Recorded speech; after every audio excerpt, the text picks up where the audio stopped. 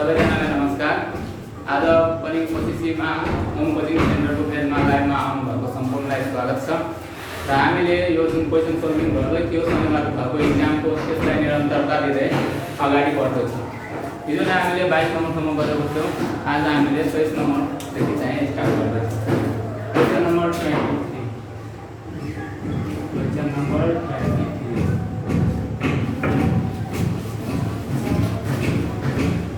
Question number 23 के रहेको छ भने the common age group of torsion of testis. Common age group of torsion of testis. Common age group of tertian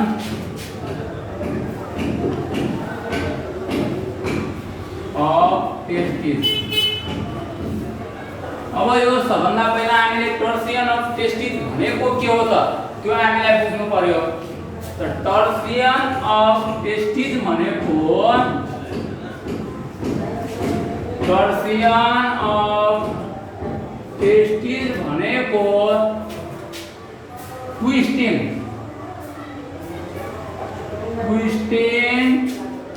of testes with interference of arterial blood supply। जो tertian of testis भनेको twisting of testis. Testis बटारिनु जुन बटारिएर चाहिँ के हुन्छ भने जुन artery द्वारा शुद्ध रगत सप्लाई हुन्छ टेस्टिसमा, त्यो शुद्ध रगतको सप्लाईमा चाहिँ के हुन्छ त इन्टरफेरेन्स प्रभाव पर्छ। राम्ररी रगत सप्लाई हुन सक्दैन। टेस्टिस बटारिएर टेस्टिसमा राम्ररी रगत सप्लाई हुन सकेन भने त्यसलाई हामी के भन्छौँ त टर्सियन अफ टेस्टिस भन्छौँ। यो टर्सियन अफ टेस्टिस अब टेस्टिसको विभिन्न पार्टहरु छ। यो मेनली भनेको अपवर्ड्स इन स्पर्मेटिक कोड।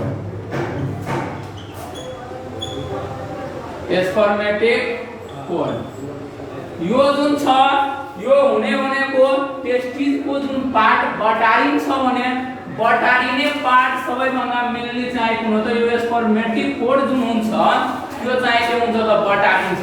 जस्तै अब यस्तो छ यो कपी छ, यो एउटा नली छ, यसलाई हामीले यसरी बटारियो। यो बटारियो भने के भयो त यसमा बटारिएको कारणले ब्लड सप्लाई राम्ररी हुन सक्दैन। त्यसलाई हामी के भन्छौँ त टर्सियन अफ टेस्टिस।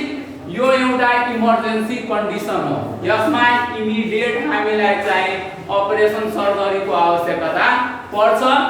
जुन चाहिँ सबैभन्दा बढी कमन भनेको 10 देखि लिएर 25 वर्षको एज ग्रुपमा कुनै पनि मान्छे 10 देखि लिएर 25 वर्षको एज ग्रुपको छ भने त्यसमा चाहिँ सबैभन्दा कमन हुन्छ। यो टर्सियन अफ टेस्टिस जुन छ त्यो मेनली अपवर्ड धेरै जसो मान्छे पेशेन्ट हेर्दाखेरि 10 देखि लिएर 25 वर्षमा चाहिँ बढी हेरिन्छ।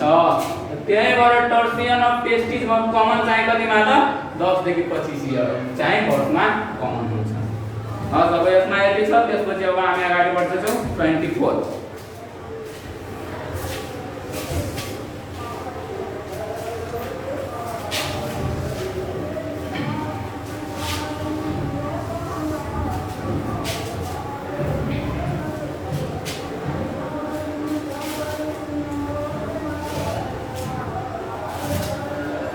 24 नम्बरमा के छ भने most effective emergency contraceptive is.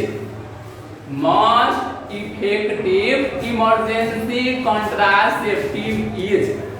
Emergency contraceptive जुन युज गरिन्छ भने त्यसमध्ये सबैभन्दा इफेक्टिभ इमर्जेन्सी कन्ट्रासेप्टिभ कुन हो त सबभन्दा पहिला इमर्जेन्सी कन्ट्रासेप्टिभ मा कुन कुरा युज गरिन्छ त इमर्जेन्सी कन्ट्रासेप्टिभमा चाहिँ के कुरा युज गरिन्छ त युरिन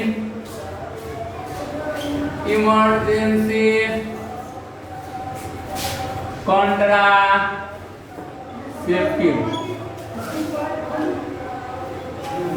इमर्जेन्सी कन्ट्रासेप्टिभमा के कुराहरू युज गरिन्छ त यो भनेको यसमा एउटा progesterone only pills progesterone only pills अर्को भनेको combined oral contraceptive pills combined oral contraceptive pills र अर्को भनेको आईयूसीडी इन्ट्रायुटेराइन चाइल्ड डिभाइस कपटी हामी भन्छौँ त्यो आईयूसीडी यो तीनवटा प्राय गरेर इमर्जेन्सी कन्ट्रासेप्टिभमा युज गरिन्छ इमर्जेन्सी कन्ट्रासेप्टिभको युज कति बेला गरिन्छ भने अनप्रोटेक्टेड सेक्सुअल इन्टरकोर्स गरेको चाहिँ 5 दिन भित्रमा चाहिँ के गर्न सकिन्छ त यो इमर्जेन्सी कन्ट्रासेप्टिभको युज गरिन्छ यो तीनवटा मध्ये सबैभन्दा बढी इफेक्टिभनेस कुनको युज गरियो भने बच्चा हुने चाहिँ सबभन्दा फर्टिलाइजेसन हुने सबभन्दा कम चान्सेस चाहिँ कुनको हुन्छ त आईयूसीडी लाई युज गर्यो भने त्यही भएर सबैभन्दा मोस्ट इफेक्टिभ इमर्जेन्सी कन्ट्रासेप्टिभ चाहिँ के हो त आईयूसीडी हो भने तर आईयूसीडी को इमर्जेन्सी कन्ट्रासेप्टिभ को रूपमा त्यति प्रयोग भइरहेको छैन त्यही भएर सबैभन्दा बढी प्रयोग हुने इमर्जेन्सी कन्ट्रासेप्टिभ चाहिँ के हो त progesterone only pills mostly use अथवा चाहिँ सबैभन्दा बढी कमनली चाहिँ युज हुने इमर्जेन्सी कन्ट्रासेप्टिभ चाहिँ कुन हो त प्रोजेस्टेरोन ओन्ली पिल्स जुन बजारको पसलहरुमा पनि तपाईहरुले आइपिल्स भन्छ आइपिल्स नामले चिनिन्छ ट्रेड नेम यो प्रोजेस्टेरोन ओन्ली पिल्स चाहिँ सबैभन्दा बढी प्रयोग हुन्छ इमर्जेन्सी कन्ट्रासेप्टिभको रूपमा भने सबैभन्दा इफेक्टिभ भनेको कुन हुन्छ त आईयूसीडी हुन्छ 24 नम्बरमा यति छ अब हामी अगाडि बढ्दै छौं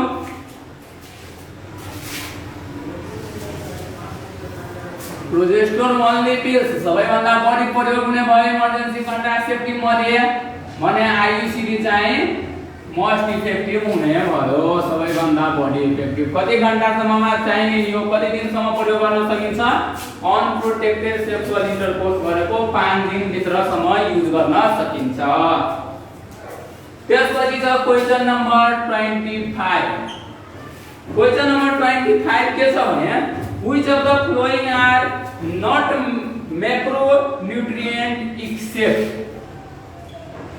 which of these following are not macronutrient except तलका मध्ये मैक्रोन्यूट्रिएंट कुन होइन त अप्सन के छ प्रोटीन विटामिन्स मिनरल्स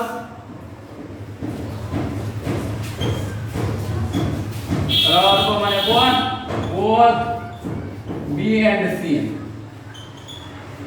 अब यहाँ हामीले चाहिँ बढी झुकिहाल्छ के भनेको छ भने तलका मध्ये कुन मैक्रोन्यूट्रिएंट हैन फेरि एक्सेप्ट छ यो एउटा माइनस भयो एउटा माइनस भयो त माइनस माइनस चाहिँ के भयो त प्लस भइहाल्यो यो क्वेशन पोजिटिभ क्वेशन भइहाल्यो नेगेटिभ क्वेशन हैन दुईटा नट र एक्सेप्ट भएपछि यो पोजिटिभ क्वेशन भइहाल्यो यसको अर्थ के भयो त तलका मध्ये कुन मैक्रोन्यूट्रिएंट हो सबभन्दा पहिला दुईवटा हुन्छ न्यूट्रिएंट लाई क्लासिफिकेशन गर्दाखेरि मैक्रो न्यूट्रिएंट अर्को भनेको माइक्रो न्यूट्रिएंट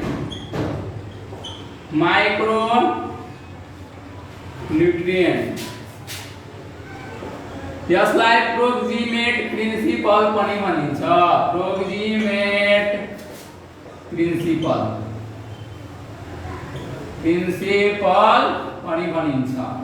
त यो मैक्रोन्यूट्रिएंट कस्तोलाई भन्ने त मैक्रोन्यूट्रिएंट कस्तोलाई भन्ने जुन हाम्रो बॉडीलाई लार्ज क्वान्टिटीमा आवश्यकता पर्छ, हाम्रो शरीरलाई धेरै मात्रामा जुन जुन न्यूट्रिएन्टको आवश्यकता पर्छ भने त्यसलाई हामी के भन्छौँ त macronutrient required in large quantity which required in large quantity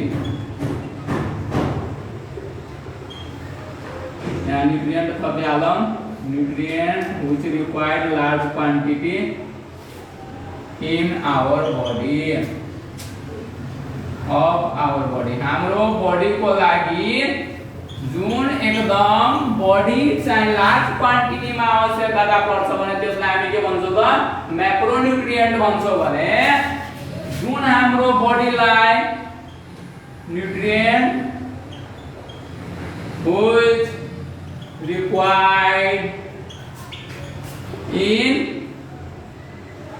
a small quantity अथवा लो क्वांटिटी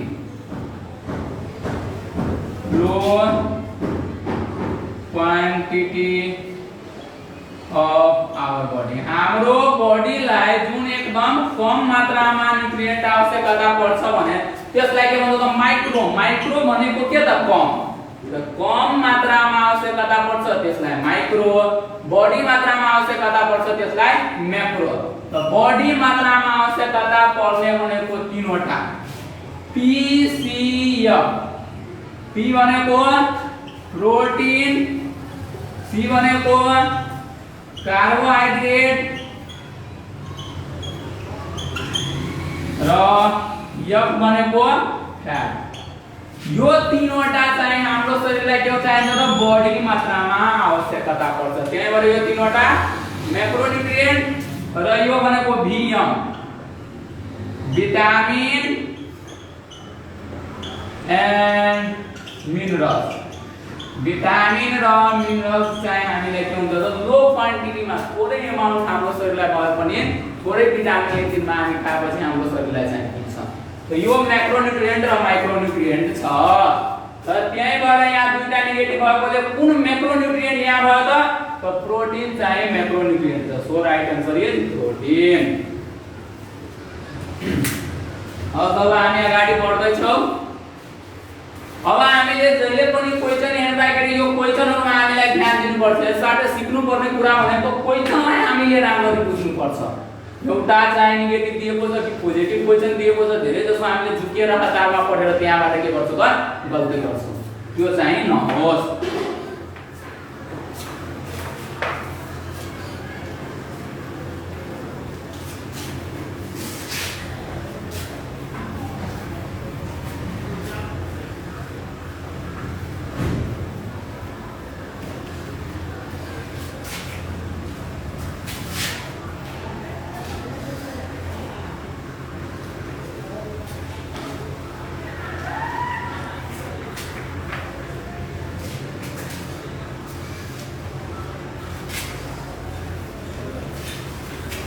जसपछि जो 26 नंबर में main part of water seal latrine is question number 26 main part of water seal latrine is water seal latrine को मुख्य part चाहिँ के हो main part of water seal latrine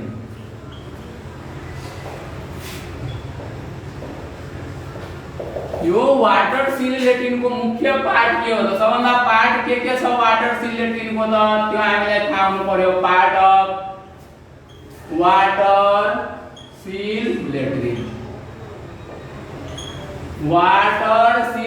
को पार्ट के हामीले फिगरबाट हेरौ राम्ररी सजिलै तरिकाबाट बुझ्न सकिन्छ यो लेट्रिनलाई हेर्दाखेरि जुन लेट्रिन को टोटल स्पेस हुन्छ पुरै बस्ने ठाउँ हुन्छ त्यसलाई हामी के भन्छौं त सेक्वाइटिङ प्लेट भन्छौं। यसलाई के भन्छौं त सेक्वाइटिङ प्लेट भन्छौं। जुन वाटर सिल लेट्रिन को टोटल बस्ने ठाउँ हामीले टोयलेटमा हेर्दाखेरि लेट्रिनमा हेर्दाखेरि टोटल जुन एरिया हुन्छ बस्ने ठाउँ त्यसलाई हामी के भन्छौं त सेक्वाइटिङ प्लेट भन्छौं। यो सेक्वाइटिङ प्लेट को 90 सेन्टिमिटर लम्बाई र 90 सेन्टिमिटर चौडाइ हुनु पर्यो। फिटमा भन्दाखेरि 3 फिट 3 फिट 3 फिट लम्बाई र 3 फिट चाहियो र चौडाइ हुनु पर्यो, स्क्वायर शेपमा हुनु पर्यो। त्यसपछि छ यो भित्र सीट बसाएको हुन्छ। यो सीटमा एउटा यस्तो खालको स्ट्रक्चर हेर्नुहुन्छ। यस्तो खालको स्ट्रक्चर जुन हुन्छ यसलाई चाहिँ के भन्छ त प्यान भन्छ। यसलाई के भन्छ प्यान भन्छ। यो प्यान को टोटल यहाँबाट हामीले हेर्दाखेरि यसको चाहिँ लेन्थ कति हुन्छ त 42.5 सेन्टिमिटर। तर यहाँ ब्रेथ हेर्दाखेरि यहाँ 2 देखि 4 अलि बढी छ, तर यहाँ को आइडेन्टिटी कम छ त कम छ। त्यही भएर ब्रेथ चौडाइ भनेको कम 12.5 सेन्टिमिटर हुन्छ। चौडाइ 12.5 सेन्टिमिटर, लम्बाइ 42.5 सेन्टिमिटर। त्यसपछि यससँग एउटा घुमाउरो पाइप जोडिएको हुन्छ। योसँग एउटा घुमाउरो पाइप जोडिएको हुन्छ जसको नाम नै के हो त ट्रेप हो। जसको नाम के हो त ट्रेप। यो ट्रेप को डायमिटर भनेको 7.5 सेन्टिमिटर हुन्छ। यही ट्रेपमा जस्तै हामीले टोयलेटमा हेर्दाखेरि जुन पानी अड्केर रहेको हुन्छ यो पानी अड्किने ठाउँलाई नै हामी के भन्छौं यो के को कारणले पानी अड्केर रहेको हुन्छ त ट्रेपको कारणले। पानी अड्केर वाटर सिल लेट्रिनमा के को कारणले रहेको हुन्छ त यो घुमाउरो पाइपको कारणले, जसलाई हामी के भन्छौं त ट्रेप भन्छौं। त्यसपछि योसँग एउटा कनेक्टिङ पाइप जोडिएको हुन्छ जहाँ सेप्टिक ट्याङ्क बनाइएको हुन्छ त्यहाँसम्म। त्यसमा चाहिँ अब यहाँबाट जानको लागि सेप्टिक ट्याङ्कसम्म जानको लागि एउटा कनेक्टिङ पाइप जोडिएको हुन्छ जसको नाम चाहिँ के हो त कनेक्टिङ पाइप। जसको नाम के हो त कनेक्टिङ पाइप हो। जसको लेन्थ चाहिँ कति हुन्छ त 1 मिटर हुनु पर्यो। लेन्थ कति त 1 मिटर हुनु पर्यो। यति छ वाटर सिल लेट्रिनको पार्ट। सेक्वाइटिङ प्लेट, प्यान, ट्रेप र अर्को कनेक्टिङ पाइप। 1 भयो, 2 भयो, 3 भयो, 4 भयो। अब यसमध्ये सबैभन्दा इम्पोर्टेन्ट पार्ट भनेको हामी कसलाई भन्छौं त ट्रेपलाई भन्छौं। किनभने वाटर सिल लेट्रिनलाई बेस्ट भन्नुको सबैभन्दा राम्रो भन्नुको कारण हो it prevents from fly movement and bad odour. Water seal लेट्रिनबाट झिंगाहरू फन्किदैन वाटर सिल लेट्रिनमा र गन्ध आउँदैन, खराब गन्ध आउँदैन। त्यसकै लागि हामी वाटर सिल लेट्रिनलाई के भन्छौं त बेस्ट भन्छौं। र त्यो दुईटै काम गर्ने भनेको यही ट्रेपमा जुन पानी अड्केको हुन्छ यही पानीले गर्छ। यसले के गर्छ यो पानीलाई पसेर त झिंगाहरू फन्किदैन, यो यहाँबाट आयो भने झिंगाहरू यो पानीलाई गरेर माथि आउन सक्दैन। त्यही भएर यसलाई र कुनै किसिमको खराब गन्धहरू पनि आउन सक्दैन। त यो मेन काम चाहिँ कसले गर्ने भन्दा यो जुन ट्रेपमा पानी रहेको हुन्छ त्यसले। त्यही भएर सबैभन्दा मोस्ट इम्पोर्टेन्ट पार्ट वाटर सिल लेट्रिनको के भयो त ट्रेप भयो। यो फिगरबाट हामीले सजिलै बुझ्न सक्छौं। अब यसको चाहिँ यति छ वाटर सिल लेट्रिनको कुरा हामीलाई यति छ। अब यहाँबाट केही कन्फ्युजन चाहिँ नहोला भन्दै अब जब हामी अगाडि बढ्दै छौं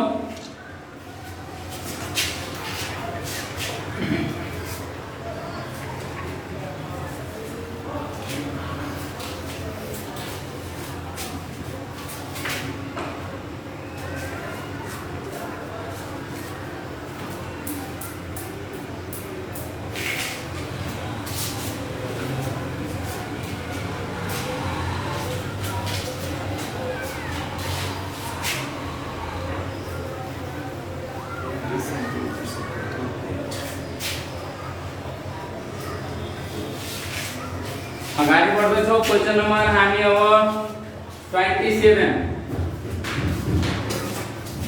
क्वेश्चन नंबर 27 मा which of the flowing bacteria indicates recent contamination of water तलका मध्ये कुन ब्याक्टेरियाले रिसेन्ट कन्टामिनेसन हरखरै कुनै पनि पानी कन्टामिनेसन भएको छ भने इन्डिकेट कुन ब्याक्टेरियाले गर्छ त तलका मध्ये कुन ब्याक्टेरियाले इन्डिकेट गर्छ कि यो पानी रिसेन्ट कन्टामिनेसन हो त अप्सन ए मा छ नाइट्राइट बी मा छ नाइट्रेट ऑप्शन सी मा छ फीकल स्ट्रेप्टोकोकस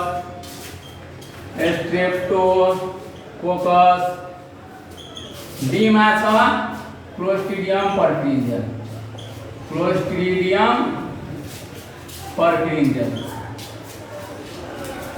तो अब यहाँ सोधेको छ बैक्टेरियोलॉजिकल इंडिकेटर तो बैक्टेरियोलॉजिकल भनेको त बैक्टेरिया हुनु पर्यो तो यहाँबाट दुईटा अप्सन त्यतिकै आउट भइहाल्छ नाइट्राइट ब्याक्टेरिया हैन नाइट्रेट ब्याक्टेरिया हैन अब त रह्यो दुईटा अप्सन या त फीकल स्ट्रेप्टोकोकस हुन्छ या त क्लोस्ट्रिडियम पर्टिंजन हुन्छ किनभने क्वेशनमै छ which of the flowing bacteria तोकिदिएको छ त ब्याक्टेरिया आउनु पर्यो त त्यही भएर अब त यो आन्सर राइट हुन्छ या यो आन्सर राइट हुन्छ त सबभन्दा पहिला पानीमा हेर्ने हामीलाई बैक्टेरियल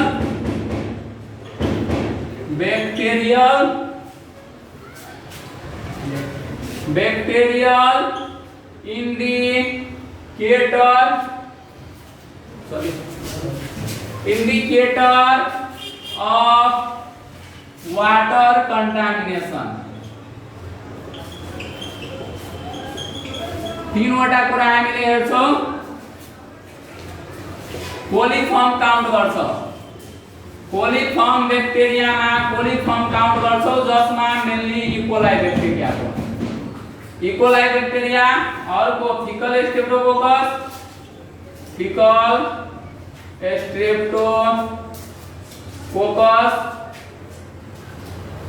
और अर्को क्लोस्ट्रिडियम पर्फ्रिन्जियल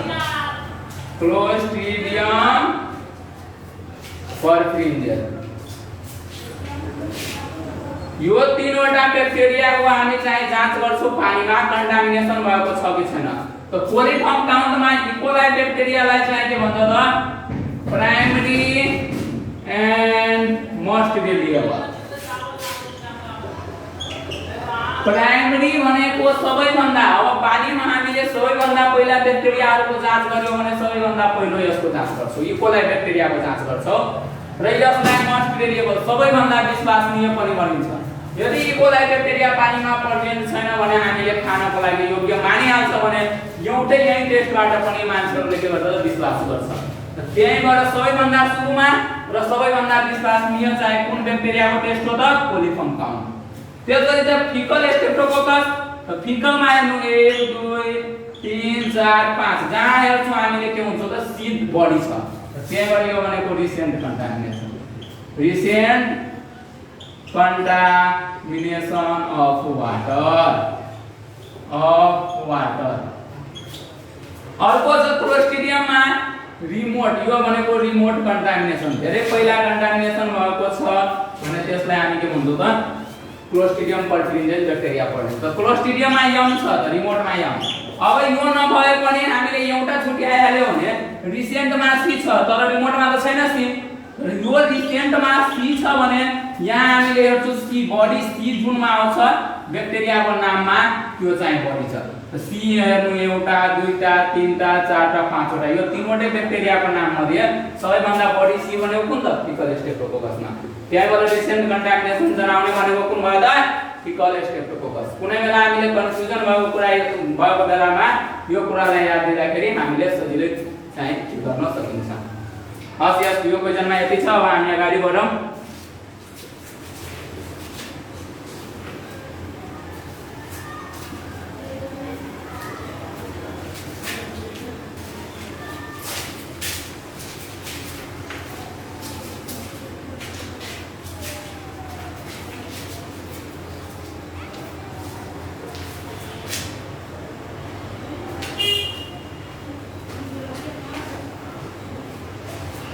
अगाडि हाम्रो क्वेशन नम्बर 28 मा जाम।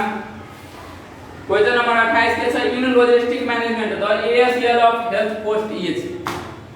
लॉजिस्टिक मैनेजमेंट मा एएसएल कति हुन्छ? इन लॉजिस्टिक मैनेजमेंट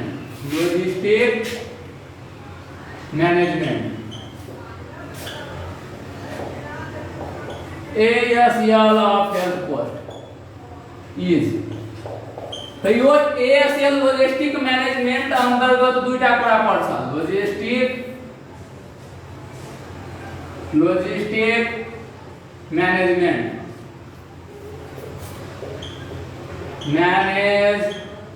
यो भनेको स्टोर को कुरा हामीलाई चाहिँ म्यानेजमेन्ट गर्छौं। जो स्टोर सम्बन्धी भने त्यसलाई हामी लॉजिस्टिक मैनेजमेंट। दुईटा छ, एउटा EOP एउटा ASL। EOP भनेको emergency order point, emergency order point. ASL भनेको authorised stock level, authorised stock level. यो EOP र ASL भनेको के हो त? EOP भनेको इमर्जेन्सी अर्डर पॉइंट। यो भनेको हामीलाई इमर्जेन्सी को लागि कुनै पनि संस्थामा कति समयसम्म चल्नको लागि चाहिँ औषधि अथवा कुनै हामीलाई हेल्थ रिलेटेड त कति औषधि राख्नु पर्छ, हामीलाई स्टोर गरेर राख्नु पर्छ। EOP भनेको इमर्जेन्सी मा तपाईले कति महिनाको औषधि रहिरह्यो भने आफूभन्दा माथिल्लो निकायलाई चाहिँ हामीले के गर्छौं त? के औषधिहरु माग फारम भर्छौं कि हाम्रोमा EOP मात्र रहेको छ। त्यो भन्दा अगाडि नै हामी माग फारम भर्छौं, किनभने हामीलाई इमर्जेन्सी हो, कुनै बेला औषधि पठाउन सकेन कुनै कारणले भने त्यति बेला हामीले इमर्जेन्सी अर्डर पॉइन्टमा रहेको औषधिले काम चलाउँछौं। अथोराइज्ड स्टक लेभल भनेको एकचोटीमा हामीले एउटा औषधिलाई म्याक्सिमम कति महिनासम्म चलाउनको लागि चाहिँ औषधि माग गर्छौं त? म्याक्सिमम कति महिनासम्म चलाउनको लागि चाहिँ त्यो ठाउँमा औषधि राख्न सकिन्छ, स्टोर गर्न सकिन्छ भने त्यसलाई के भन्छ त? Authorized stock level.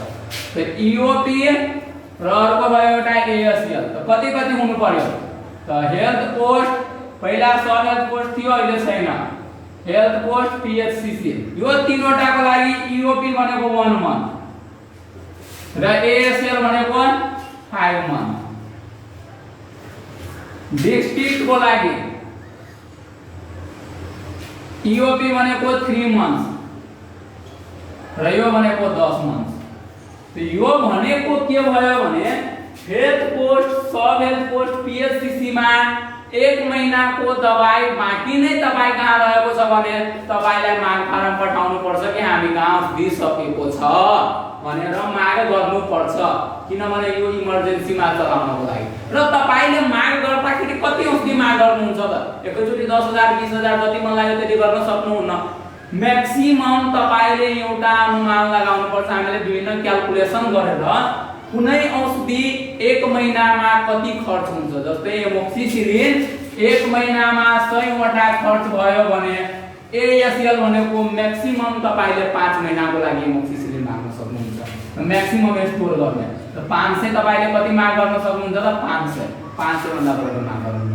त्यस्तै EOP डिस्ट्रिक्ट लेभलको लागि 3 महिना मिनिमम हुनु पर्यो, तर म्याक्सिमम भनेको चाहिँ कति त? 10 महिनासम्मको डिस्ट्रिक्टमा पठाउन सकिन्छ, डिस्ट्रिक्टमा राख्न स्टोर गरेर राख्न सकिन्छ। यो ASL र EOP। अब हामी अगाडि बढौं।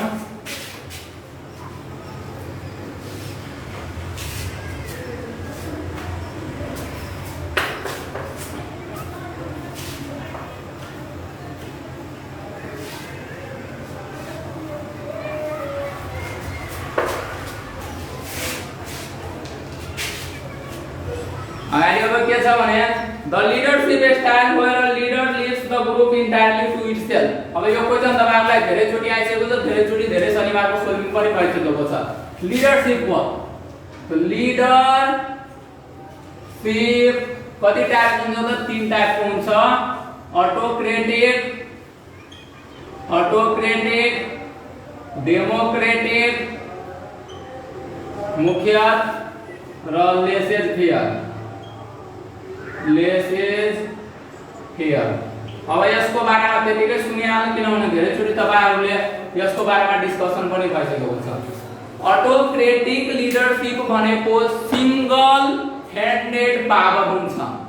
कुनै एउटा लिडर हुन्छ र त्यसमै फुल पावर रहेको हुन्छ भने त्यसलाई के भन्छ अटोक्रेटिक लिडर। जस्तै कुनै एउटा संस्था छ, एक जनाले भन्यो यो हुन्छ त लिडरले जे भन्यो त्यही गर्नुपर्छ, त्यही हुन्छ, त्यसलाई हामी के भन्छौँ अटोक्रेटिक लिडरशिप।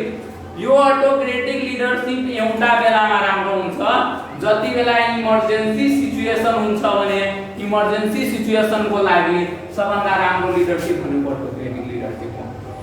डेमोक्रेटिक लिडरशिप भनेको लिडरले जति पनि मेम्बरहरु छ भने मेम्बरसँग सल्लाह लिएर सल्लाह सुझाव लिएर के गर्दा राम्रो हुन्छ भने त्यसको टाइपको लिडरशिप छ भने त्यसलाई हामी के भन्छौँ त डेमोक्रेटिक लिडरशिप छ भनिन्छ। जस्तै अहिले हाम्रो देश छ, हाम्रो देशमा चाहिँ प्रधानमन्त्री एक्लैले जे मन लाग्यो त्यो गर्न सक्दैन, त्यसले विभिन्न मन्त्रीहरुसँग छलफल गर्छ, यो गर्दाखेरि राम्रो हुन्छ कि हुँदैन भने त्यो भनेको के भन्छ डेमोक्रेटिक लिडरशिप। यसमा फिलिङ अफ टुगेदरनेस एक अर्काको भावना चाहिँ के हुन्छ त बुझिन्छ। त्यसपछि लेसेट फेयर।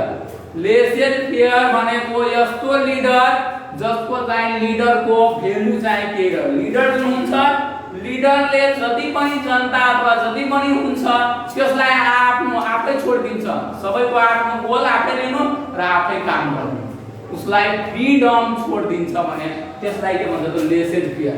यसमा चाहिँ लिडर एउटा नामको लागि मात्र हुन्छ, त्यसको केही एक्सन चाहिँ हुँदैन, त सबैले आफ्नो गोल लिन्छ, आफ्नो आफ्नो काम गर्छ।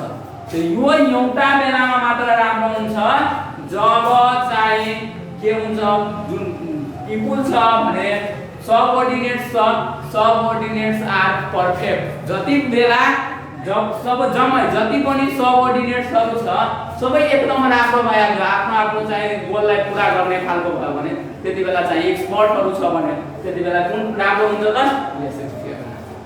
हस्, यो यसको बारेमा हामीले धेरै चर्चा भइसकेको छ, अब हामी अगाडि बढौँ।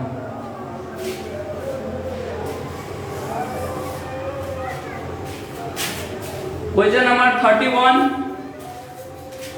क्वेश्चन नंबर 31 के रहेको छ भने मासिक तलब रु 30,000 भएको सरकारी कर्मचारी, मासिक तलब 30,000 रु 30,000 भएको सरकारी कर्मचारी 14 वर्ष पछि अवकाश पाए।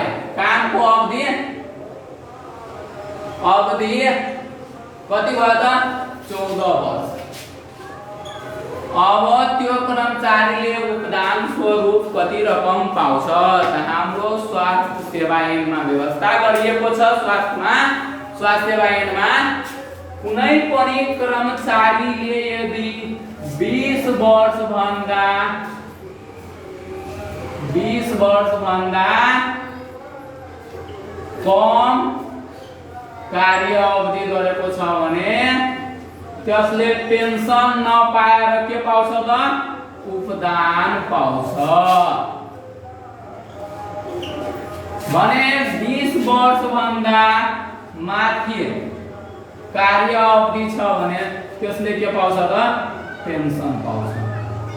अब यहाँ हेर्नु यो 14 वर्ष 14 वर्ष पेन्सन पाउँछ, त्यो मान्छेले उपदान पाउँछ किनभने 20 वर्ष भन्दा कम छ। अब यो उपदानमा के व्यवस्था छ भने कुनै पनि कर्मचारीले लेस देन 5 इयर्स 5 वर्ष भन्दा कम कार्य अवधि छ भने 5 वर्ष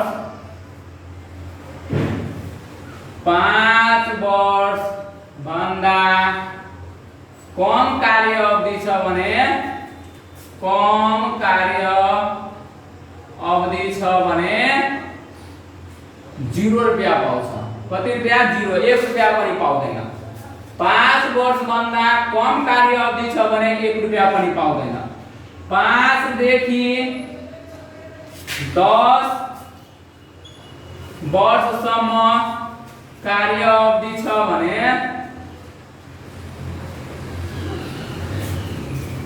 कार्य वर्षमा कार्य अवधि केमा त वर्षमा फेरि अब दिनमा हैन कति दिन काम गरेको छ त्यो हैन कति वर्ष काम गरेको छ वर्षमा टोटल उसले काम गरेको छ भने त्यसलाई वर्षमा निकाल्छौ इन्टु 15 दिनको तलब आधी महिनाको तलब भन्छ त त्यो भन्दा 15 दिनको तलब अथवा आधी महिनाको तलब भन्छ आधी महिनाको तलब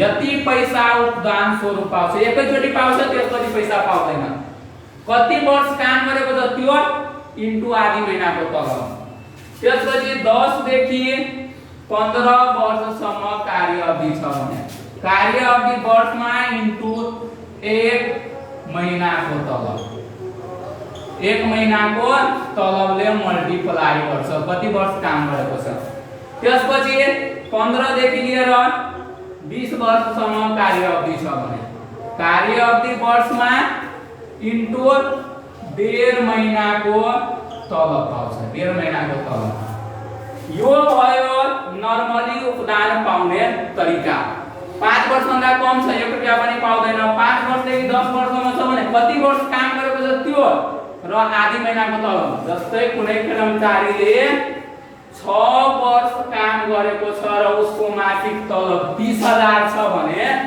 उसले कति पैसा पाउँछ त 6 भनेको त यो कुन बीचमा पर्यो यो बीचमा पर्यो 5 देखि 10 को बीचमा यहाँ हामीले राख्छौ 6 वर्ष इन्टु 30,000 तलब छ 1 महिनाको त आधी महिनाको तलब कति हुन्छ 15,000 हुन्छ कति पाउने भयो यसले 90,000 पाउने त्यस्तै यहाँ अब यो क्वेशनमा हामी जाऊ मासिक तलब 30,000 छ उसको 14 वर्ष छ 14 वर्ष कुनमा पर्यो 10 देखि 14 15 मा पर्यो कि कुनमा यसमा पर्यो त 10 देखि 15 मा हामी जाऊ यसमा के छ कार्य अवधि वर्षमा त वर्षैमा छ दिएको कार्य अवधि कति वर्ष काम गरेको छ 14 वर्ष इन्टु 1 महिनाको तलब अब 1 महिनाको तलब पनि यहाँ दिइसकेको छ कति त 30,000 त 1 महिनाको तलब 30,000 दिएको छ अब 30,000 र 14 मल्टिप्लाई गर्नु त कति हुन्छ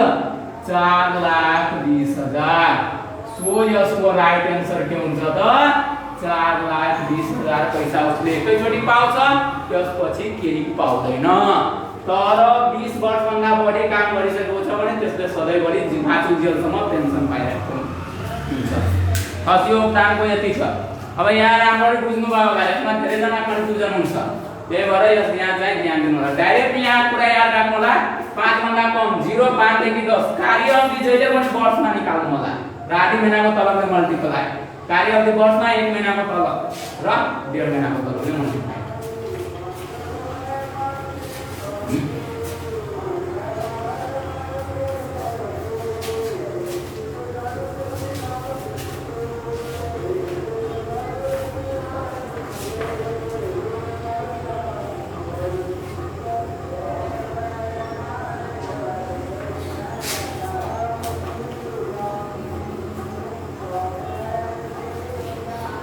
त्यसपछि छ क्वेशन नम्बर 32 क्वेशन नम्बर 32 के छ भने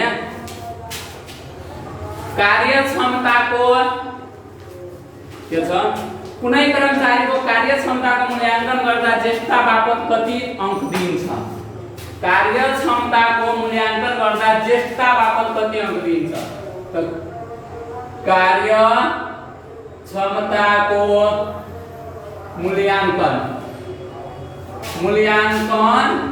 गर्दाखेरि कति नम्बर टोटल दिन्छ त टोटल 100 मार्क दिन्छ 100 मार्क्स दिन्छ जसमध्ये कार्य सम्पादन मूल्याङ्कन फल कार्य सम्पादन मूल्याङ्कन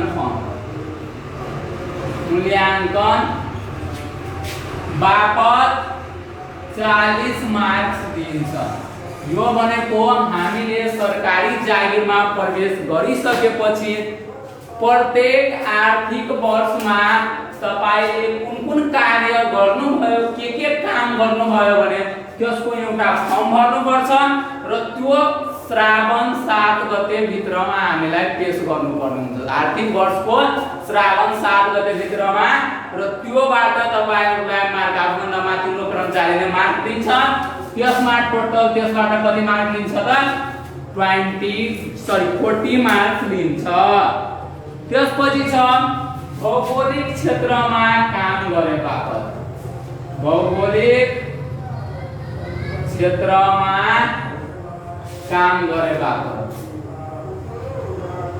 गरे बापत 25 मार्क्स दिन्छ 25 मार्क्स दिन्छ यो भनेको कुनै पनि कर्मचारीले अति दुर्गममा 1 वर्ष र दुर्गममा कम्तीमा 2 वर्ष काम गरेको छ भने त्यो कर्मचारीले कति नम्बर पाउँछ त 25 नम्बर पाउँछ त्यसपछि चाहिँ ज्येष्ठता बापत 20 नम्बर दिन्छ ज्येष्ठता बापत कति त 20 मार्क्स दिन्छ यो भनेको जति कर्मचारी पढुवाको लिस्टमा छ त्यसमध्ये तपाई कति सिनियर हुनुहुन्छ जो जति सिनियर छ त्यसलाई चाहिँ त्यो अनुसारको के हुन्छ त 20 नम्बर म्याक्सिमम दिन्छ सिनियरिटीको हिसाबले त्यसपछि अनुभव माथिल्लो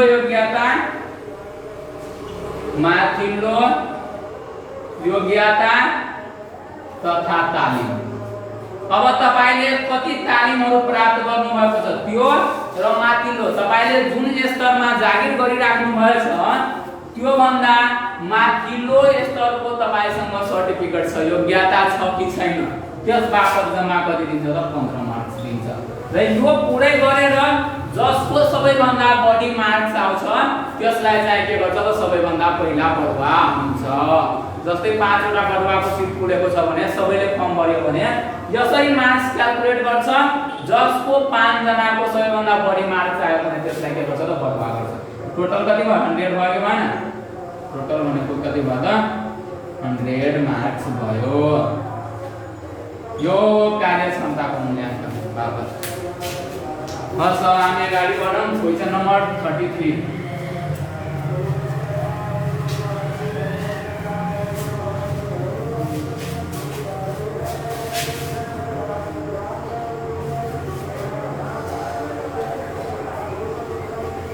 क्वेशन नंबर 33 के रहेको छ भने world diabetes day is celebrated in world diabetes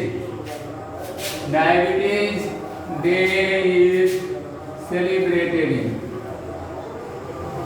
तो यहाँ ऑप्शन नंबर ए में के दिएको छ 28 सितंबर 28 सितंबर को त्यहाँ बोल्नु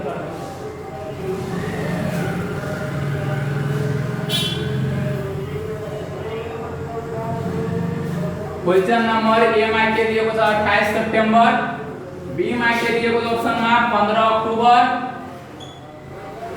सी में के दिएको छ 14 अक्टोबर र डी में 14 नोभेम्बर तो वर्ल्ड डायबिटीज डे चाहिँ कहिले मनाइन्छ त 14 नोभेम्बर को मनाइन्छ जुन अहिले आउने वाला छ 14 नोभेम्बर को 28 सितंबर को के मनाइन्छ भने वर्ल्ड रेबीज डे भने 15 अक्टोबर को चाहिँ के मनाइन्छ वर्ल्ड हैंड वाशिंग डे विश्व हात धुने दिवस वाशिंग डे यसमा यति छ यो 14 अक्टोबर को त्यो हाम्रो हेल्थसँग रिलेटेड कुनै दिन छैन यसबाट यति हामीले कुन दिन कुन मनाइन्छ भने त्यो हामीले थाहा छ अगाडि बढ्दै छौं हामी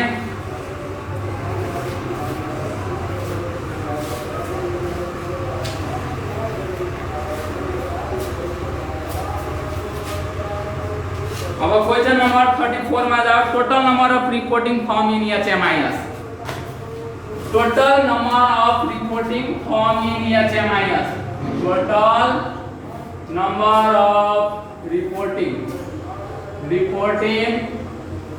फॉर्म इन HMIS तो सबभन्दा पहिला HMIS मा टोटल फॉर्म कति हुन्छ त So total फर्म HMIS मा फर्म्स भन्छ अथवा टुल्स भनेको 50 वटा हुन्छ जसमध्ये टोटल सेक्सन चाहिँ कति वटा हुन्छ त 9 वटा यो 9 वटा सेक्सन अन्तर्गत जम्मा चाहिँ कति वटा 50 वटा टुल्स अथवा फर्म चाहिँ पर्छ जसमध्ये रेकर्डिङ टुल्स हुन्छ जसमा हामीले रजिस्टरमा रेकर्ड गरेर राख्छौं नि त्यसलाई हामी के भन्छौं रेकर्डिङ टुल्स जसमध्ये 45 वटा हुन्छ भने 5 वटा जुन हुन्छ त्यो चाहिँ के हुन्छ त रिपोर्टिङ टुल्स अथवा फर्म टुल अथवा फर्म भनेको चाहिँ कुरा त रिपोर्टिङ टुल्स फर्म सोधेको यहाँ त रिपोर्टिङ फर्म कति वटा मात्र हुन्छ त 5 वटा त्यो भनेको 9 नम्बर सेक्सनको 9.1 9.2 9.3 9.4 9.5 यो भनेको के हो त रिपोर्टिङ फर्म आफूभन्दा माथिल्लो निकायमा रिपोर्ट गर्नको लागि यो फर्म हुन्छ सो रिपोर्टिङ फर्म 5 वटा हुन्छ रेकर्डिङ 45 वटा भने टोटल कति त 50 वटा भने टोटल सेक्सन जम्मा 9 वटा हुन्छ जसमध्ये 1 देखि 8 सम्म सेक्सन भनेको रेकर्डिङ सेक्सन हुन्छ र 9 नम्बरको एउटा मात्र सेक्सन छ त्यो चाहिँ के हुन्छ त रिपोर्टिङ सेक्सन हुन्छ जस अन्तर्गत जम्मा कति वटा टुल्स त 5 वटा टुल्स पर्छ त्यही भएर रिपोर्टिङ फर्म कति वटा भयो 5 वटा रेकर्डिङ 45 वटा तर टोटल सोध्यो भने फेरि कति त 50 वटा अब हामी अगाडि बढौं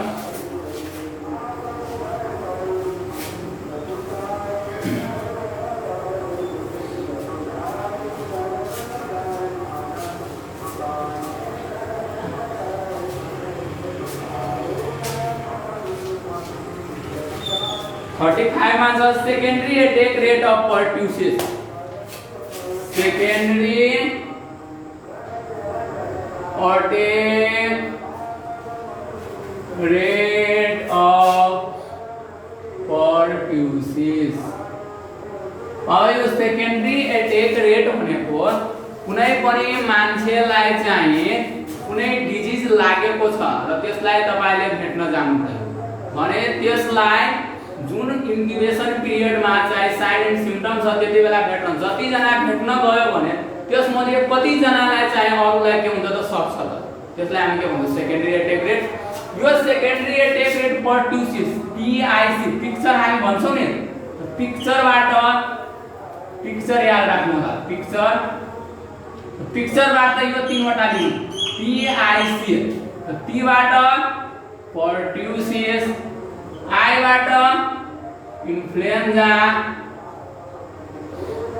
C बाट चिकन पक्स यो तीनवटैको चाहिँ सेकेन्डरी अटैक रेट भनेको 90% हुन्छ 100 जना भयो भने 90 जनालाई चाहिँ हुन्छ secondary attack rate PIC pertussis influenza chicken pox तीनटैको कति त 90% पिक्चर एउटा वर्ड याद राख्नु होला त्यसपछि हुन्छ एउटा मिजल्स को चाहिँ हुन्छ 80% र अर्को एउटा मम्स को चाहिँ हुन्छ 86% यो पाँच वटाको सेकेन्डरी अटैक प्राय कमन छ सोधि राख्ने चाहिँ क्वेशन पिक्चर याद राख्नुलाई PIC पर्ट्युसिस इन्फ्लुएन्जा चिकन पक्स को 90% भयो मिजल्स को 80% र मम्स को चाहिँ 86% भयो बस हामी अगाडि बढौं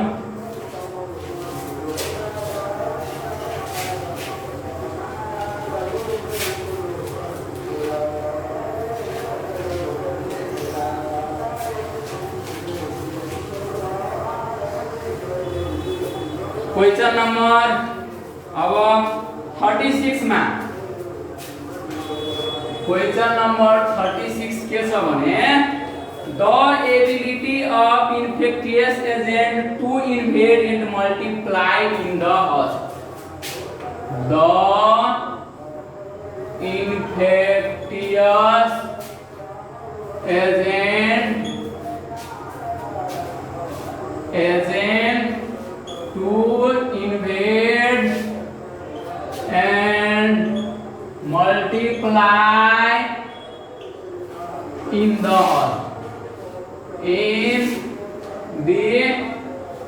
host is called A मा छ इन्फेक्टिभिटी B मा छ पैथोजेनिसिटी पैथोजेनिसिटी सी मा छ भाइरुलेन्स र डी मा छ मोल। यो तीनवटा वर्ड हामीलाई एकदम जरुरी हुन्छ बुझ्नलाई, एकदम इम्पोर्टेन्ट छ यो। इन्फेक्टिभिटी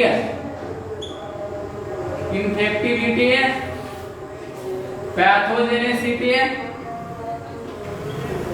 जेनिसिटी र अर्को भनेको भाइरुलेन्स। इन्फेक्टिभिटी भनेको यही हो, यो भनेको इन्फेक्टिभिटीको डेफिनेसन हो। The infectious agent to invade and multiply in the कुनै पनि इन्फेक्टियस एजेन्ट ब्याक्टेरिया होस्, भाइरस होस्, प्रोटोजोआ होस्, जुन हाम्रो शरीरमा अथवा कुनै पनि मान्छेको शरीर अथवा कुनै जनावर जेसुकै होस् कुनै पनि हस्टमा इन्ट्री गर्छ, छिर्छ र उसले मल्टिप्लाई आफ्नो संख्यामा वृद्धि गर्छ, त्यसलाई हामी चाहिँ के भन्छौँ त इन्फेक्टिभिटी भन्छौँ। जोन the infectious agent to invade ability of जुन क्षमता हुन्छ एबिलिटी, त्यसमा चाहिँ के हुन्छ त एबिलिटी भनेको कुनै पनि एजेन्टको मान्छेको शरीरमा छिरेर जुन चाहिँ उसलाई क्लिनिकली उसलाई चाहिँ उसको शरीरमा मल्टिप्लाई गर्ने आफ्नो संख्यामा वृद्धि गर्ने जुन क्षमता, जस्तै कुनै ब्याक्टेरिया छिर्यो, मिजल्सको ब्याक्टेरिया भाइरस छिर्यो भने त्यो हाम्रो शरीरमा छिरेर त्यसले आफ्नो संख्यामा वृद्धि गर्यो, जुन त्यो भाइरसको क्षमता छ संख्यालाई वृद्धि गर्ने भने शरीरमा छिरेर भने त्यसलाई हामी के भन्छौँ त इन्फेक्टिभिटी भन्छौँ। अर्को त pathogenicity ability of infectious agent to ability of infectious agent to clinically apparent illness अब कुनै पनि ब्याक्टेरिया अथवा भाइरस मान्छेको शरीरमा गयो भने सबैलाई चाहिँ the ability of infectious agent to clinically apparent illness ability of infectious clinically to induce clinically apparent illness to induce clinically. यो भनेको चाहिँ कुनै पनि इन्फेक्टियस एजेन्ट मान्छेको शरीरमा छिर्यो भने उसलाई साइन सिम्पटम डिजिज नै लगाइदिन्छ भने त्यतिबेला सबैलाई साइन सिम्पटम देखिन्छ नै भने त्यसको चाहिँ छैन। तो यस्तो एजेन्ट ब्याक्टेरिया भाइरस जसले मान्छेको शरीरमा छिरेर उसलाई चाहिँ क्लिनिकली साइन एन्ड सिम्पटम देखाउने जुन क्षमता हुन्छ त्यो क्षमतालाई हामी के भन्छौँ त पैथोजेनिसिटी भन्छौँ। त्यसपछि छ अर्को भनेको भाइरुलेन्स भनेको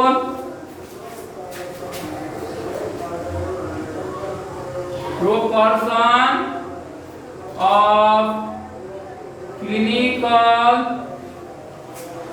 case to severe illness। जति पनि अब क्लिनिकल केस छ, जति जना मान्छेलाई साइन एन्ड सिम्पटम देखा पर्यो भने त्यसमध्ये फेरि कतिलाई उसले सिरियस बनाइदियो, सेभियर इलनेस बनाइदियो भने त्यो क्षमतालाई हामी के भन्छौँ त भाइरुलेन्स भन्छौँ। यो तीनवटा एकअर्कासँग रिलेटेड छ। इन्ट्री गरेर मल्टिप्लाई गर्न सक्ने क्षमता इन्फेक्टिभिटी, क्लिनिकली एपारेन्ट चाहिँ हुने क्षमता पैथोजेनिसिटी र त्यसमध्ये सेभियर जुन हुन्छ त्यसलाई हामी के भाइरुलेन्स। र जब हामी अगाडि बढौँ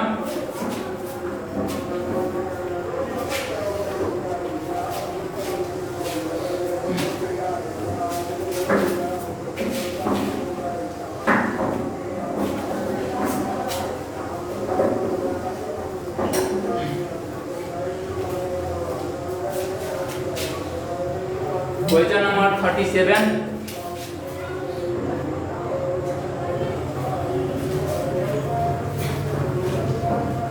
change in occurrence of disease over long period of time।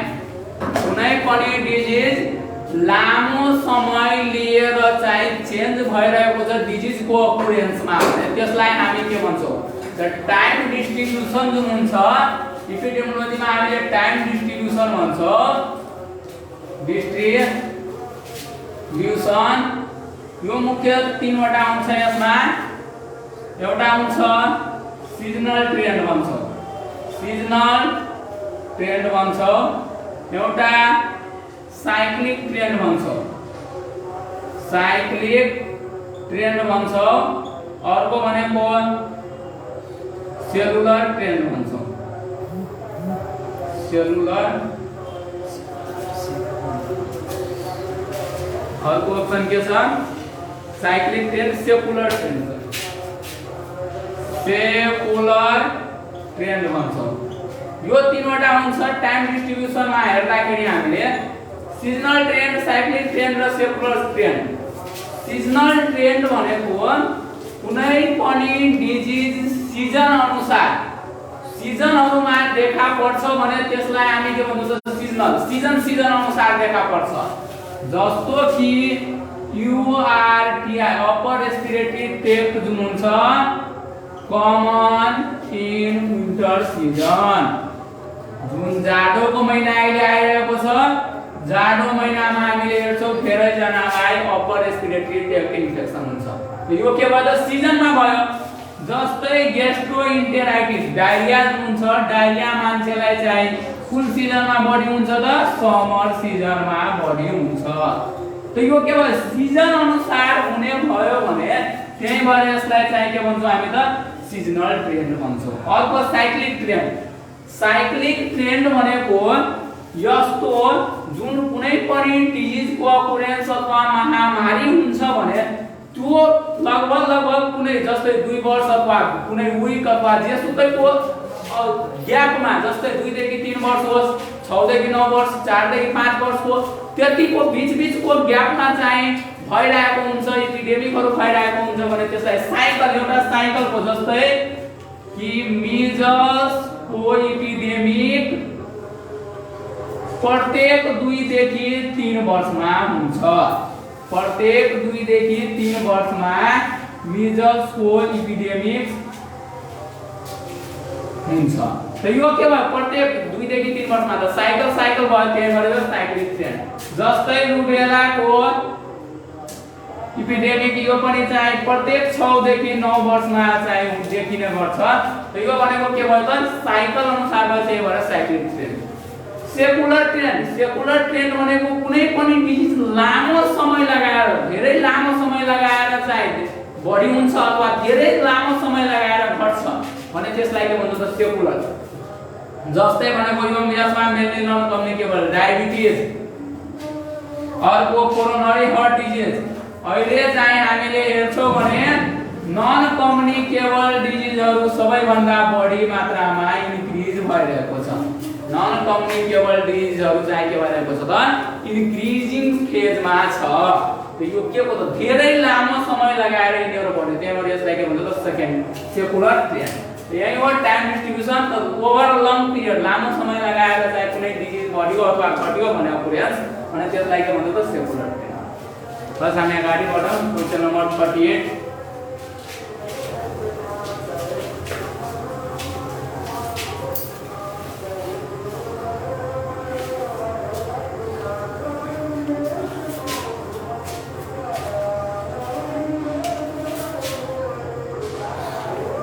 Question number 38 के रहेको छ भने complication of mumps include all except mumps को कम्प्लिकेशन सबै हो कुन होइन complication of mumps include all except तलका मध्ये कुन चाहिँ मम्स को कम्प्लिकेशन हो ए मा छ न्युमोनिया बी मा ऑप्शन नंबर बी मा छ अर्काइटिस ऑप्शन नंबर सी मा छ पेनक्रियाटाइटिस ऑप्शन नंबर डी मा छ इन्सेफ्लाइटिस यसमध्ये कुन चाहिँ इन्सेफ्लाइटिस कुन मम्सको कम्प्लिकेसन छैन त यसमा मम्सको कम्प्लिकेसन न्युमोनिया छैन मम्सको कम्प्लिकेसन चाहिँ के हुन्छ भने मम्सको कम्प्लिकेसन चाइल्डमा सबैभन्दा मोस्ट कमन कम्प्लिकेसन इन चाइल्डमा सबैभन्दा मोस्टली कमन भनेको मेनिन्जाइटिस अथवा कुनै बेला मेनिन्जाइटिस न मेनिन्गो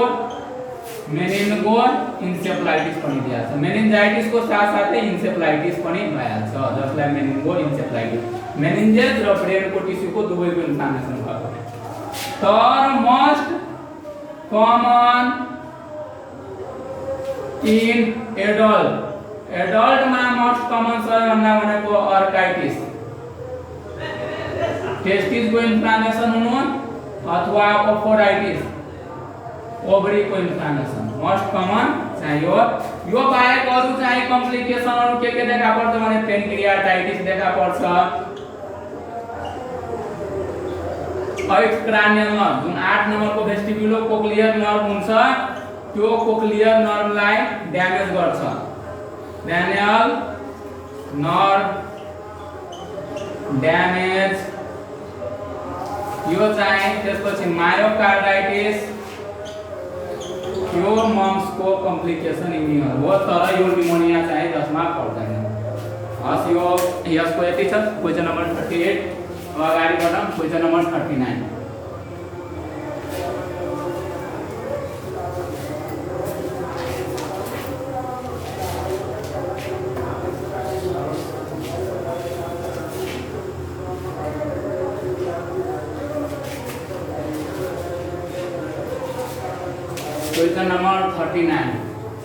क्वेशन नंबर 39 के रहेको छ भने the unmet need of family planning is target to be by 2030 सम्म अनमेट नीड फैमिली प्लानिंग को अनमेट नीड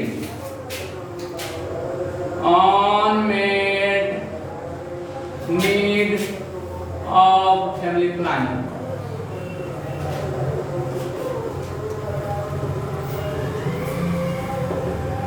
फैमिली प्लानिंग को अनमेट नीड जुन एसडीजी छ एसडीजी अनुसार चाहिँ टार्गेट कति छ टार्गेट अफ एसडीजी अनुसार अनमेट नीड लाई कतिमा थाप्ने फैमिली प्लानिंग को जुन साधनहरु पुर्याउन सकिरहेको छैन भने त्यसलाई म्याक्सिमम कति तलसम्म थाप्ने त 2030 सम्म एसडीजी को टार्गेट छ त्यही भएर यो unmet need of family planning SDG अनुसार 10% छ तर यही unmet need of family planning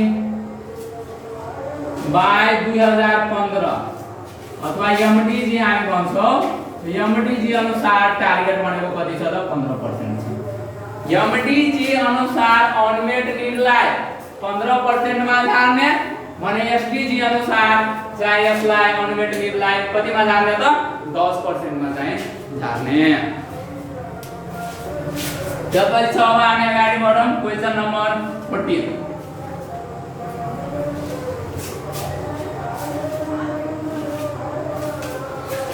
question number 40 चाहिँ के भन्नु 40 को के छ भने CBIMCI has been extended to all 75 districts.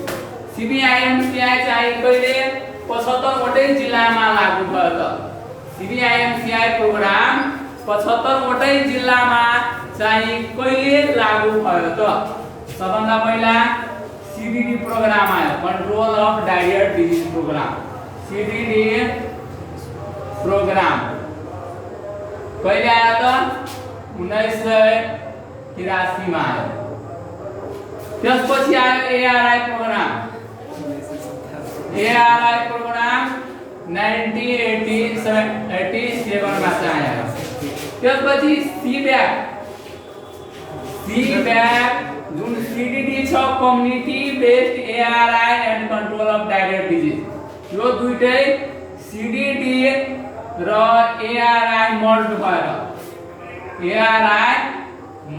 भएर चाहिँ कम्युनिटी लेभलमा जुन एफसीएचबी हरूबाट पनि म्यानेजमेन्ट गराउने भनेको कहिले आछ 2056 57 मा चाहिँ सरी 2055 56 मा 2055 56 मा एआरआई र सीडीडी र त्यसपछि आईएमसीआई प्रोग्राम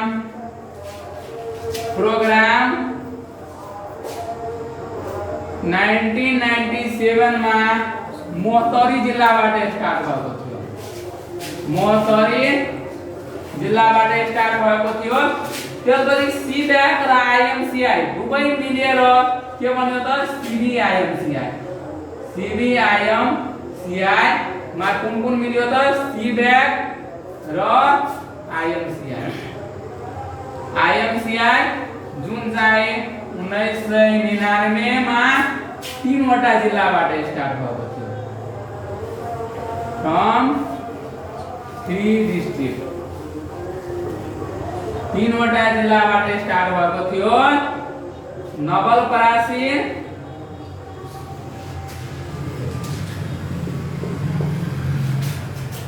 कञ्चनपुर र बर्दिया यो 3 वटा जिल्लाबाट सुरुमा सीबीआईएमसीआई स्टार्ट भएको थियो। अब क्वेशनमा छ सीबीआईएमसीआई प्रोग्राम अल डिस्ट्रिक्ट नेपालको 75 वटै जिल्लामा चाहिँ कहिले एक्सपेन्डेड भयो त सीबीआईएमसीआई प्रोग्राम एक्सपेन्डेड टू ऑल डिस्ट्रिक्ट पूरा जिल्लामा नेपालको 75 वटै जिल्लामा सीबीआईएमसीआई प्रोग्राम भनेको 2066-67 मा गएर चाहिँ के भयो त पुरै जिल्लामा नेपालको 75 वटै जिल्लामा यो सीबीआईएमसीआई प्रोग्राम चाहिँ के भयो त लागू भयो। यदि चाहिँ यसको हिस्ट्री नर्मली हामीले भन्दाखेरि र यो प्रोग्राममा धेरै कुराहरू छ त्यो भएर हामीले सर्टकटमा हालि गएको त्यति भन्न।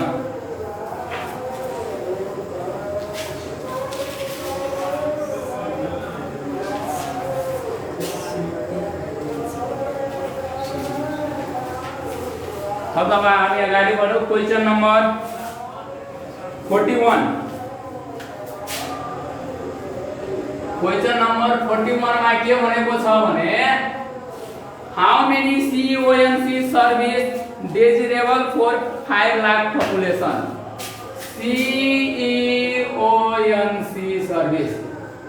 CONC सर्भिस भनेको पूरा नाम comprehensive emergency obstructive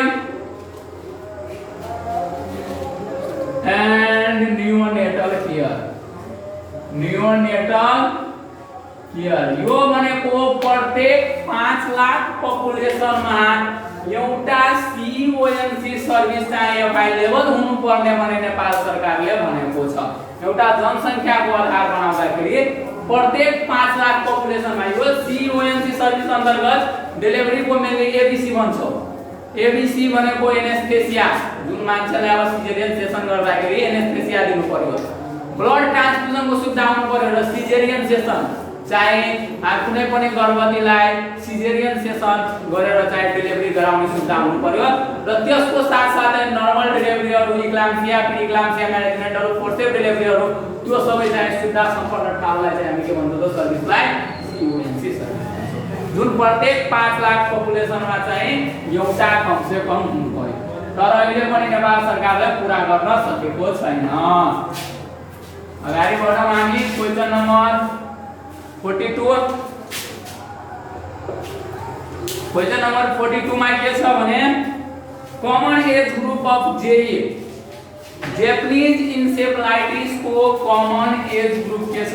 Japanese encephalitis सबैभन्दा मोस्टली कमन भनेको 1 देखि लिएर 15 वर्षको बच्चाहरुमा सबैभन्दा मोस्टली कमन छ। अब कमन एज ग्रुपहरु विभिन्न डिजिजहरुको छ। गरौ हेरि राख्नु होला तपाईहरु सबैको भन्न यहाँ सम्भव छैन, धेरै टाइम लाग्छ। अब हामी अगाडि बढौँ। क्वेशन नम्बर 43 क्वेशन नम्बर 43 ले के भनेको छ the member of group discussion which is communicable, manageable and most effective. Group discussion, member of group discussion which is manageable. Manageable भनेको हामीलाई म्यानेज गर्न सजिलो हुन्छ। कम्युनिकेबल एकअर्काको बीचमा कम्युनिकेसन एकदम राम्रो हुन्छ। मोस्ट इफेक्टिभ र सबैभन्दा प्रभावकारी हुन्छ। जस्तो ग्रुप डिस्कसनको साइज कति भयो भने त आइडियल मेम्बर ग्रुप डिस्कसनको ग्रुप डिस्कसनको 6 देखि लिएर 12 जना हुन्छ। तर यो ग्रुप डिस्कसनलाई पनि दुई भागमा बाँडेको छ। एउटा स्मल ग्रुप डिस्कसन, अर्को हुन्छ large group discussion. Small group डिस्कसनमा मेम्बर 4 देखि 6 हुन्छ, यसमा 10 देखि 12 हुन्छ। तर सबैभन्दा मोस्ट कम्युनिकेटिभ,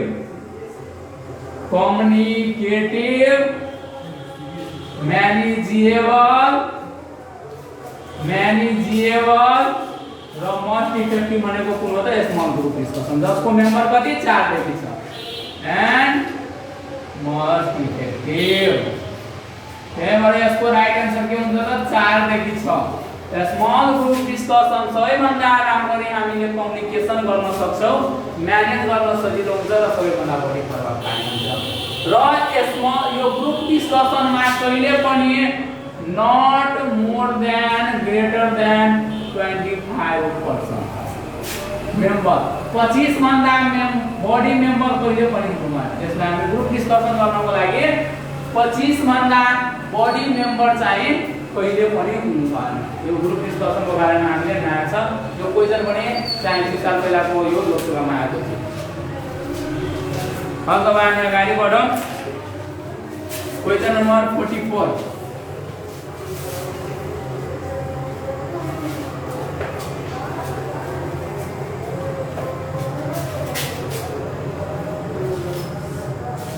क्वेशन नंबर 44 ले के भनेको छ भने name a condition where 2 or more digit are fused together।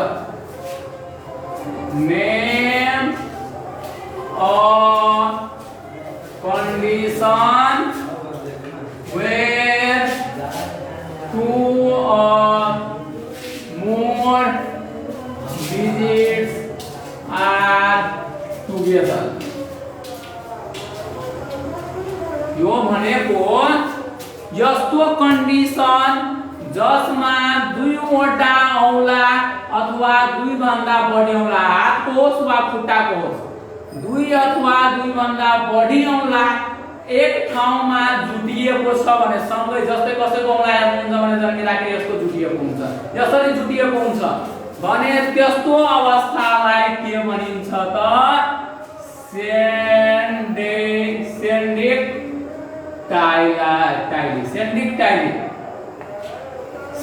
Tile चाहिँ कसलाई, जब दुई अथवा दुई भन्दा बढी औंला चाहिँ एक आपसमा जुडिएको हुन्छ भने त्यसलाई के भन्छ त सेन्डिक टाइल। अब अप्सन अरु के अप्सन छ त? अर्को अप्सन छ पोलिडेक्टाइल।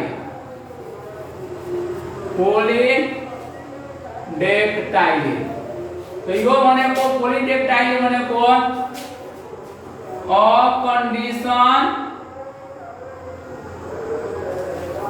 someone is born with extra finger in hand or toy। पोली भनेको धेरै, कुनै पनि मान्छे जन्मिँदाखेरि एउटा चाहिँ हातमा, जस्तै कसैलाई हामी छौलिया भन्छौं नि, 6 वटा छक्री भन्छौं, 6 वटा औंला भएको हुन्छ हातमा, 7 वटा औंला भएको हुन सक्छ, एउटा हातमा मात्र हुन सक्छ अथवा दुईटै हातमा हुन सक्छ, अथवा खुट्टामा कसैलाई 6 वटा औंला छ। तो 5 वटा भन्दा बढी एउटा हातमा अथवा खुट्टामा जेसुकैमा होस् भने त्यसलाई के भन्छ त पोलिडेक्टाइली भन्छौ। अर्को अप्सनमा छ माइक्रोमिलिया। माइक्रोमिलिया भनेको shortness of segments of extremities. यो भनेको के हो भने नर्मली हाम्रो खुट्टाको दुईटा सेगमेन्ट छ, एउटा हिप जोइन्ट देखि लिएर नी जोइन्ट सम्म एउटा जोइन्ट सम्म। तो यो दुईटै मध्ये कुनै एउटा एकदम सानो हुनु, एउटा खुट्टाको राम्रो अथवा दुईटैको एकदम सेगमेन्ट सानो हुनु, अथवा हातैको एकदम यो सेगमेन्ट छ यो एकदम सेगमेन्ट सानो हुनु भने त्यसको अवस्थालाई हामी के भन्छौँ माइक्रो। माइक्रो भनेको के त सानो। अर्को चाहिँ एउटा अमेलिया। अमेलिया भनेको absence of limbs। कन्जेनाइटल, अब फेरि मान्छेलाई एक्सिडेन्ट भयो भने त्यसलाई हैन, कन्जेनाइटल absence of any limb। कुनै पनि मान्छेलाई एउटा हात छैन अथवा एउटा खुट्टा छैन अथवा दुईटै हात छैन दुईटै खुट्टा छैन अनि त्यस्तो मान्छे जन्मिँदाखेरि त्यस्तो अवस्थालाई हामी के भन्छौँ त अमेलिया भन्छौँ। यो चारवटा नयाँ टर्म छ, धेरै जनाले नयाँ सुनिराख्नु भयो होला। यो चाहिँ टर्मिनोलोजी छ, यो इम्पोर्टेन्ट छ हाम्रो स्वास्थ्यको लागि पनि, किनभने फुल कन्डिसनलाई के भन्छ यो सेन्डेक्टाइले भनेको। हस् हामी अगाडि बढौँ। अब क्वेश्चन नम्बर 45।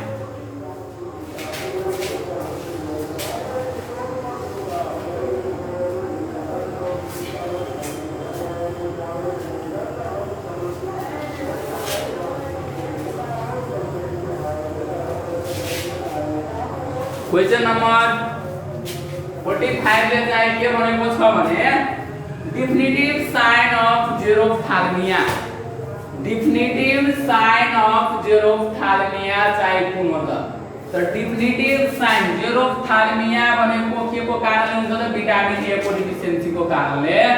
त जेरोफ्थाल्मिया को फर्स्ट 8 वटा क्लासिफिकेसन छ, त्यो सबैलाई थाहा नै होला। जसमध्ये फर्स्ट मैनिफेस्टेशन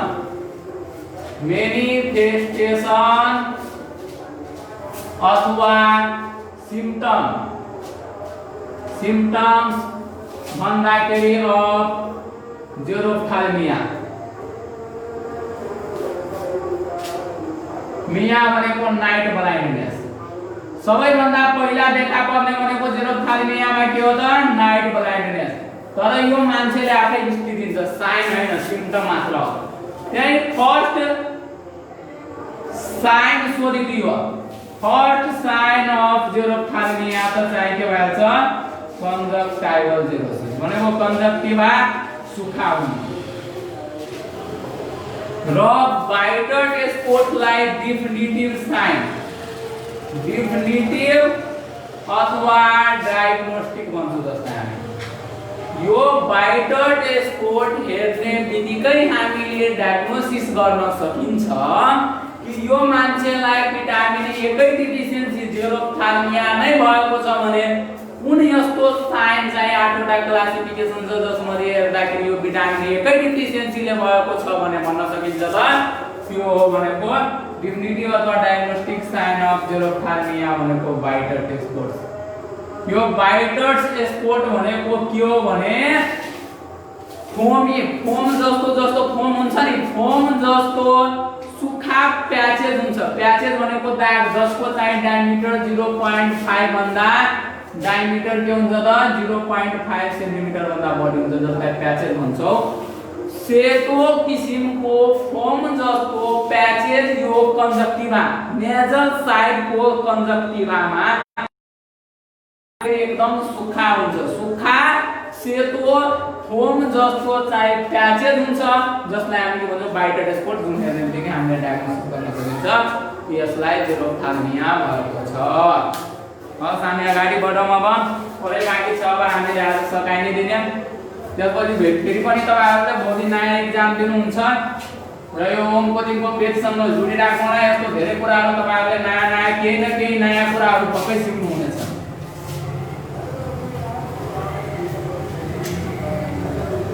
त्यसपछि छ क्वेशन नम्बर 46। क्वेशन नम्बर 46 ले के भनेको छ भने temperature is regulated by temperature is regulated by temperature is regulated.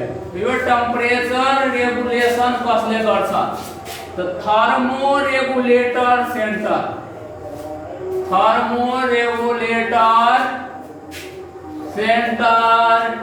is located in hypothalamus मा एउटा थर्मोरेगुलेटर सेन्टर रहेको हुन्छ जसले नै टेम्परेचरलाई चाहिँ के गरिरहेको हुन्छ रेगुलेट गरिरहेको हुन्छ। त्यही भएर यसको राइट आन्सर चाहिँ के हुन्छ त हाइपोथलामस हुन्छ। हस् हामी अगाडि बढौं।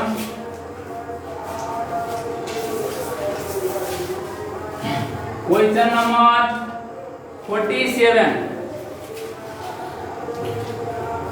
क्वेशन नम्बर 46 को भयो। 47 को क्वेशन के रहेको छ भने largest gland of human body मानिसको शरीरको लार्जेस्ट ग्लैंड कुन हो? ग्लैंड अफ ह्यूमन बॉडी तो सबैभन्दा लार्जेस्ट ग्लैंड हाम्रो शरीरको भनेको लिभर हो। सबैभन्दा लार्जेस्ट ग्लैंड भनेको लिभर हो। तर त्यहाँ अप्सनमा अर्को दिएको छ स्किनहरु पनि। तो लार्जेस्ट ग्लैंड भन्दाखेरि लिभर, तर त्यही largest organ of human body दियो भने त्यति बेला के भइहाल्छ त स्किन। स्किन हाम्रो शरीरको सबैभन्दा ठूलो चाहिँ organ, किनभने पुरै शरीर हामीलाई कभर कसले गरेर राखेको छ स्किनले। तो सबैभन्दा ठूलो organ स्किन, सबैभन्दा ठूलो ग्लैंड लिभर, त्यही largest endocrine gland, largest endocrine gland चाहिँ हामीलाई भन्नु भने सबैभन्दा ठूलो endocrine ग्लैंड भनेको चाहिँ कुन हो त? पिट्युटरी, सरी पिट्युटरी त सबभन्दा थाइरोइड ग्लैंड। सबैभन्दा लार्जेस्ट endocrine ग्लैंड भनेको थाइरोइड ग्लैंड हो भने सबैभन्दा सानो ग्लैंड भनेको के हो त? Pituitary gland. पिनियल हो, पिनियल बदिएपछि पिनियल छैन भने त्यतिबेला पिट्युटरी ग्लैंड। हामी अब अगाडि बढौं। क्वेशन नम्बर 48 मा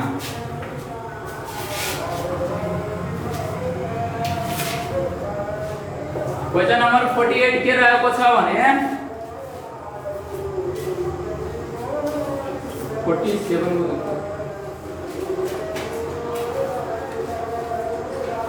48 49 मा पुग्यो। 48 को क्वेशन यहाँ लेख्न बिर्सेको छु। अब के छ 49 मा आइपुग्यो। PEN protocol is related to. अब यो पनि नयाँ क्वेशन भयो। पेन प्रोटोकल केसँग रिलेटेड छ त? पेन प्रोटोकल रिलेटेड टु छ भन्दा पहिला यो पेन को हामीलाई फुल फर्म थाहा भएपछि त्यसैबाट पुरा क्लियर हुन्छ।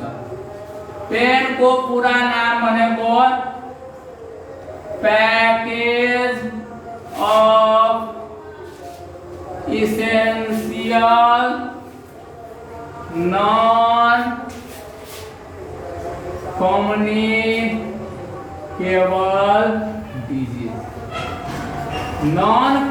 essential non-communicable जुन धेरै मात्रामा नन कम्युनिकेबल डिजिजहरु चलिरहेको छ, देखा परिरहेको छ, त्यो डिजिजहरुलाई नियन्त्रण गर्नको लागि सामुदायिक स्तरमा एउटा प्रोटोकल बनाएको छ।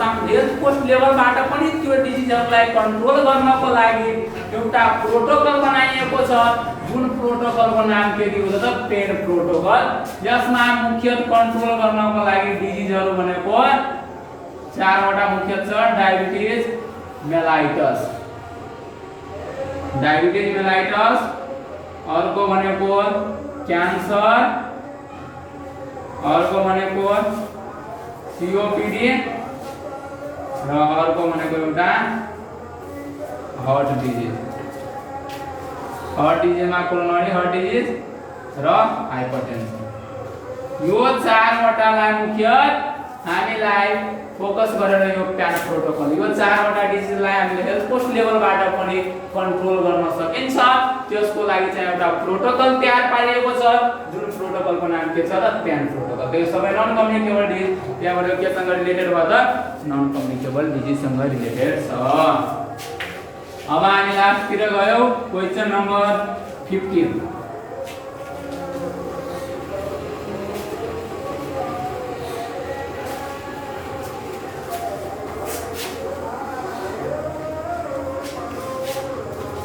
क्वेशन नम्बर 50, क्वेशन नम्बर 50 के रहेको छ भने नेपालमा कोभिड-19 को स्थानीय संक्रमण, नेपालमा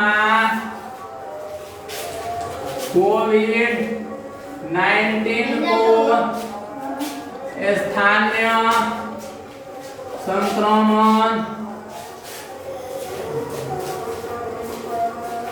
भएको बिरामी कहिले पता लाग्यो? भएको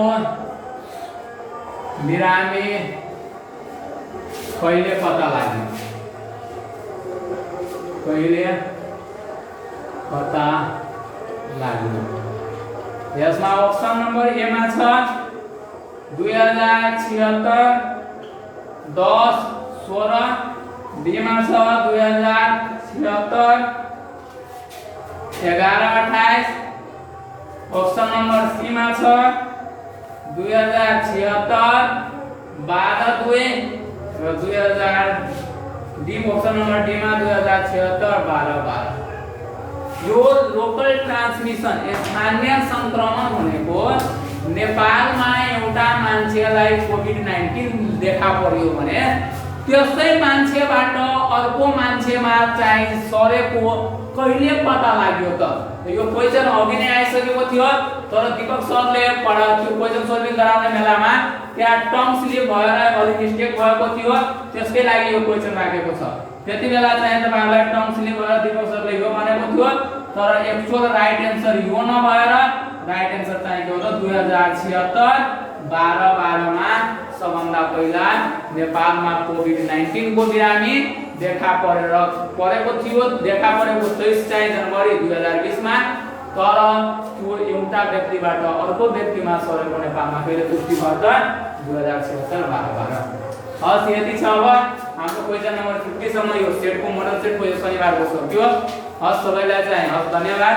र यसमा चाहिँ हामीले यो 4 दिन लगाएर क्वेशन सल्भिङ गर्दाखेरि विभिन्न किसिमको समस्याहरू क्लियरली देखाएन। धेरैको समस्याहरू आएको कारणले, नेटहरुको इन्टरनेट प्रब्लमहरुको कारणले धेरै समस्याहरू हामीलाई चाहिँ खेल्नु पर्यो र जे जति कुनै मिस्टेक केही कुरा बुझ्नु भएको छैन त्यसलाई चाहिँ अझै भन्दा अझै अघिल्लो चाहिँ हामी त्यसमा सुधार गर्नेछौँ भन्ने चाहिँ आशा राख्दै र हजुरहरु यो होम कोचिङसँग अझै पनि जोडिराख्नु हुनेछ। प्रत्येक शनिबार यस्तै इक्जाम भएर तपाईहरुलाई यस्तै क्वेशन सल्भिङ गराउनु हुनेछ। हस्, सबैजना जोडिराख्नुला। लाइभमा चाहिँ जतिजना लाइभ देखिराख्नु भएको छ, हस् सबैलाई धन्यवाद। हस्।